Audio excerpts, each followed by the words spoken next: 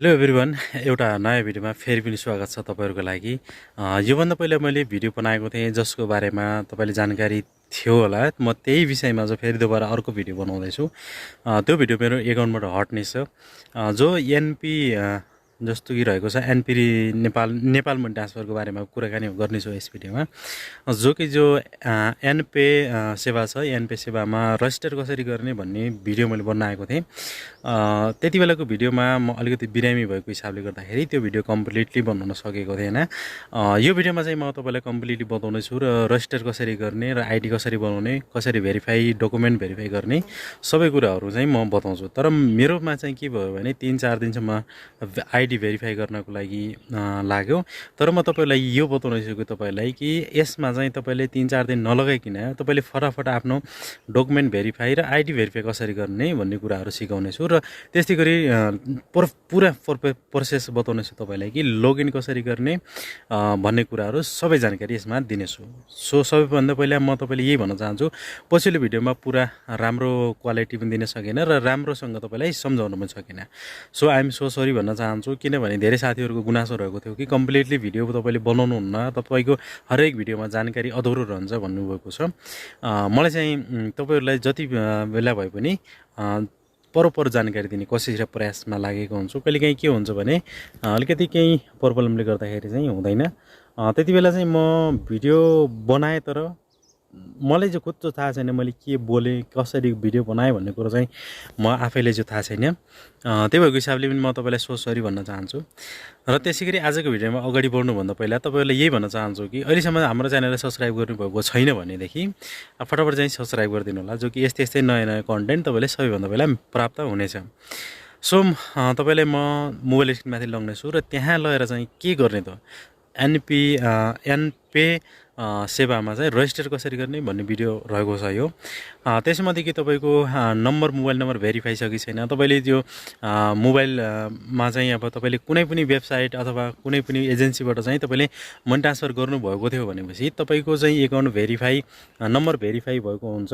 अनि त्यो number verify भएको हुनाले गर्दाखेरि दुईवटै च्यानल गर्दाखेरि चाहिँ म चाहिँ एउटा मोबाइल नम्बर भएको हिसाबले त्यस्तो भएको थियो। अनि जो मैले पैसा ट्रान्सफर गरिरहन्थेँ त्यसमा अनि यसमा चाहिँ लगइन गर्दाखेरि चाहिँ दुईवटै एउटै नम्बर चाहिँ दुईवटामा लगइन गर्दाखेरि अलिकति केही फल्टहरू पनि दिएको थियो मलाई। तपाईँको जो कि आइएमए पैसा पठाउँदै रहनुभएको छ भनेपछि र तपाईँको कुनै पनि एजेन्सीबाट चाहिँ तपाईँले कहीँ पैसा नेपाल पठाइरहनु भएको छ भने त्यही नम्बर चाहिँ यसमा हाल्दा अलिकति अप्ठ्यारो असहज हुन्छ भन्ने कुरा म तपाईँले यस भिडियोमा म त जानकारी दिन चाहन्छु। किनभने मेरो एक्सपिरियन्स रहेको छ, जो मैले पछिल्लो आइडी बनाउँदाखेरि जो मलाई जो मिलेको थियो रिजल्ट त्यही भएको हिसाबले मैले तपाईँलाई बताउँदै गइरहेको छु। अनि त्यही भएर तपाईँले एउटा नयाँ नम्बरबाट चाहिँ ओपन गर्नुहोला। र यो भिडियो चाहिँ स्पेसली कसलाई हो भनेपछि जो एजेन्ट बन्न चाहनुहुन्छ, आइएमए एजेन्ट बन्न चाहनुहुन्छ उहाँहरूको लागि हो। त्यही भन्न चाहन्छु म। आउनुहोस् अब ढिलाइ नगरी मोबाइल स्क्रिनतर्फ जानेछौँ। सर्च गर्नुपर्ने हुन्छ।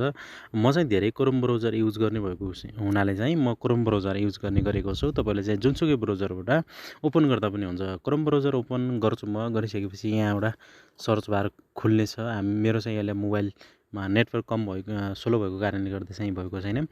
यहाँ तपाईँले देख्नुहुन्छ सर्च बारदेखि मुनि एउटा इन्डो नेपाल भनेको यो चाहिँ पुरै वेबसाइट जस्तै जो बनेर बसेको छ यो मेरो मोबाइलमा। हजुरहरूले चाहिँ नयाँ हुनुहुन्छ भने यसमा चाहिँ तपाईँहरूले सर्च गर्नुपर्ने हुन्छ। के सर्च गर्नुपर्ने हुन्छ भने तपाईँले पहिले चाहिँ यहाँ लेख्नुहोस् NPAYPA सेवा भनेको छ, यहाँ तपाईँले देख्न सक्नुहुन्छ। Indo Nepal money transfer from India भनेको छ। यहाँ चाहिँ माथि npaysewa.in तपाईँले सर्च गर्नुपर्ने हुन्छ। यहाँ तपाईँले देखिसक्नुभएको छ। यहाँ विभिन्न तरिकाले चाहिँ सो भइराखेको छ र तपाईँले पनि सो हुनसक्छ। अनि तपाईँले चाहिँ सर्च गर्नुपर्ने हुन्छ। सर्च गरिसकेपछि यसको चाहिँ ड्यासबोर्डमा गइन्छ। फाइनली यहाँ चाहिँ गएर तपाईँले यहाँ सर्वप्रथम त तपाईँले यसको लोगो देख्न सक्नुहुन्छ। त्यसपछि यहाँ केही क्राइटेरियाहरू दिएको छ, यहाँ तपाईँले देख्न सक्नुहुन्छ। तपाईँले चाहेपछि पढ्नुहोस् या नपढ्नुहोस्, यो चाहिँ आफ्नो ठाउँमा छ। अनि गएर तपाईँले चाहिँ यहाँ सिधै चाहिँ यहाँ रजिस्टर देख्न सक्नुहुन्छ। यहाँ तपाईँले रजिस्टर बटन देख्न सक्नुहुन्छ। यहाँ रजिस्टर बटन रहेको छ। म चाहिँ डेस्कटप आउट गरिदिन्छु। हजुरले यहाँ देख्न सक्नुहुन्छ। अनि यहाँ रजिस्टर नाउ, हामीले चाहिँ रजिस्टर नाउमा हिजो क्लिक गर्ने हो। अनि चाहिँ क्लिक गरौँ हामीले। मैले चाहिँ पहिलेको भिडियो बनाउँदा चाहिँ उति बेला चाहिँ मेरो आइडी बनेको थिएन, त्यो भएको हिसाबले गर्दा चाहिँ धेरै प्रब्लमहरू सो गर्नु परेको थियो र मेरो चाहिँ के भएको थियो भने डकुमेन्ट भेरिफाई भएको थिएन। यहाँ तपाईँले देख्न सक्नुहुन्छ यो चाहिँ मेरो चाहिँ एकाउन्ट बनेर पर्फेक्टली रेडी भएको छ। अब चाहिँ म त तपाईँलाई के को बताउँछु भनेपछि यहाँ तपाईँले देख्न सक्नुहुन्छ अमाउन्ट एन्ड देख्न सक्नुहुन्छ यहाँ वालेट ब्यालेन्सहरू, यहाँहरू टोटल यहाँ मेम्बरसिपहरू यहाँ देखाउन सक्नुहुन्छ।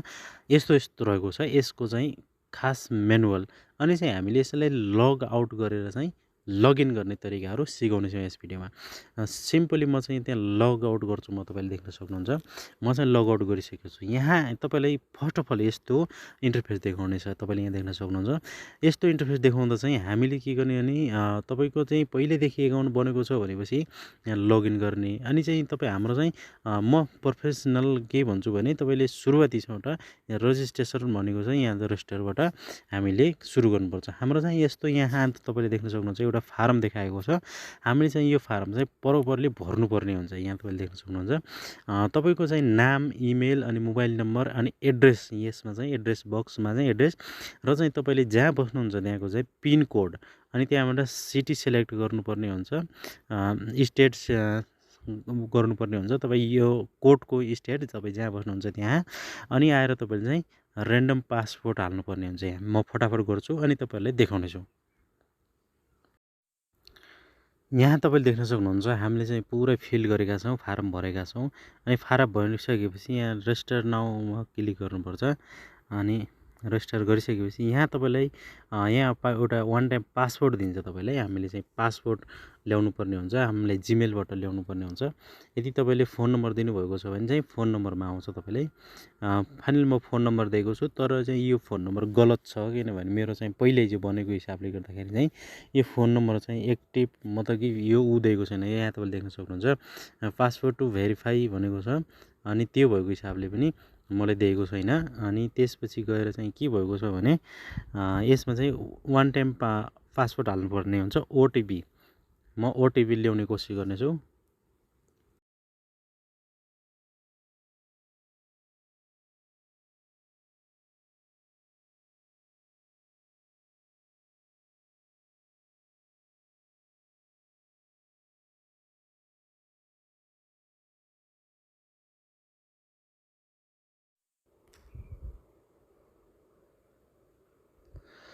सो हामीसँग यो ओटिपी भइसकेको छ र ओटिपी हामीले एन्टर गर्छौँ।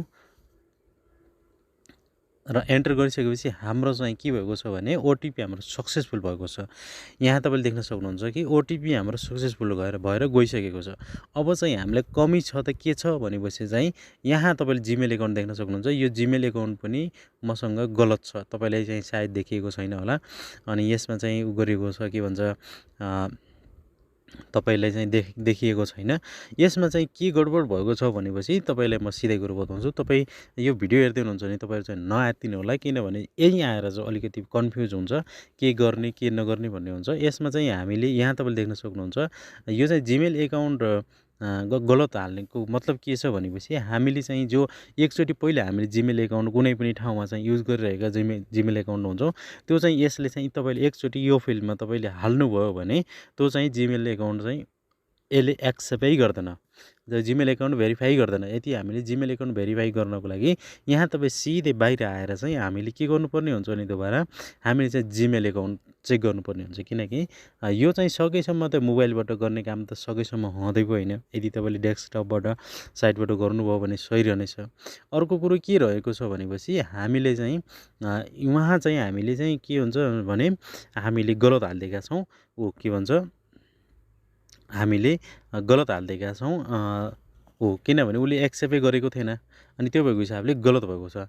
यहाँ तपाईँले देख्न सक्नुहुन्छ यो चाहिँ मेरो पहिलाको रजिस्टरबाट चाहिँ यहाँ हामीले आएको छ, तपाईँले एनपियूबाट। अनि यहाँ आएर चाहिँ हामीले चाहिँ हाम्रो आइडी बल्ल सक्सेसफुल भएको छ भनेको छ। यहाँ तपाईँले देख्न सक्नुहुन्छ, यहाँ तपाईँले देख्न सक्नुहुन्छ congratulation Bimal Kumar, you're registration head when and advise you केही भनेर यहाँ तपाईँले पढ्न सक्नुहुन्छ। अब चाहिँ हामीले के रहेको छ भने यहाँ हामीले अप्सन दिन्छ कन्टिन्यू भनेको होइन। तपाईँकोमा एउटा ऊ आउँछ के भन्छ इमेल आउँछ। इमेल आइसकेपछि यस्तैबाट तपाईँलाई जो यहाँ लगइन बताएको छ भने कन्टिन्यू दिन्छ होइन, कन्टिन्यू दिन्छ। अनि त्यसपछि गएर चाहिँ हामीले यसमा चाहिँ क्लिक गरेर चाहिँ हामीले फेरि यस्तो हामीले फारम खुल्छ। यस्तो फारम खुल्छ हामीले। यहाँ तपाईँले देखाइसकेको छु मैले त्यो पासवर्ड गलत भए पनि तपाईँले सेम उस्तै तरिकाले देखाएको छु, किनभने उसमा चाहिँ कन्टिन्यू आउँछ भने यसमा चाहिँ लगइन आएको छ। अनि त्यसपछि आएर चाहिँ तपाईँको जो सेम एकाउन्ट थियो तपाईँले त्यो यहाँ डकुमेन्टमा एउटा फाइलमा चाहिँ अब तपाईँले फिल गर्नुभएको थियो त्यही पासवर्ड र त्यही जिमेल एकाउन्ट चाहिँ यसमा लिएर तपाईँले फिल गरिदिनु पर्ने हुन्छ। जस्तो कि म तपाईँलाई फिल गरिदिन्छु यहाँ अनि देखाउने छु।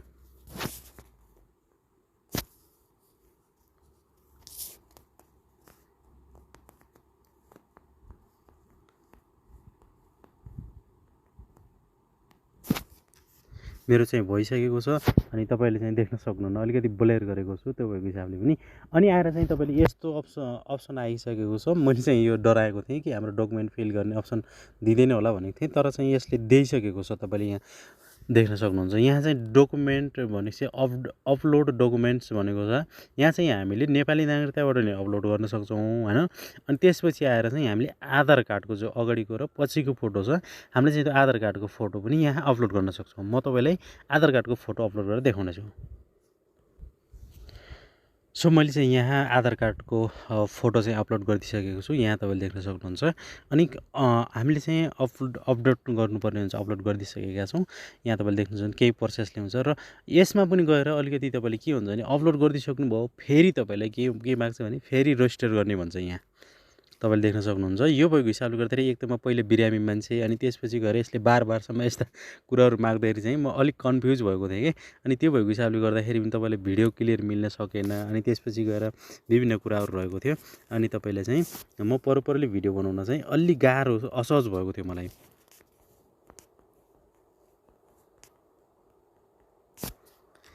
अनि गएर चाहिँ बल्ल लगइन आएको छ, तपाईँले देख्न सक्नुहुन्छ। बल्ल लगइन हामीले हुनेवाला छौँ।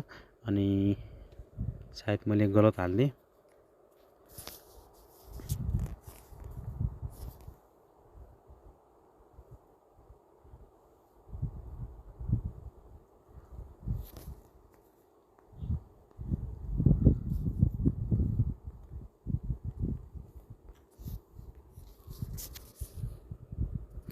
यहाँ तपाईँले देख्न सक्नुहुन्छ फाइनली सक्सेसफुली मेरो चाहिँ एकाउन्ट बनेर तयार भएको छ। त्यो पनि दुई एकाउन्ट बनेको सायद।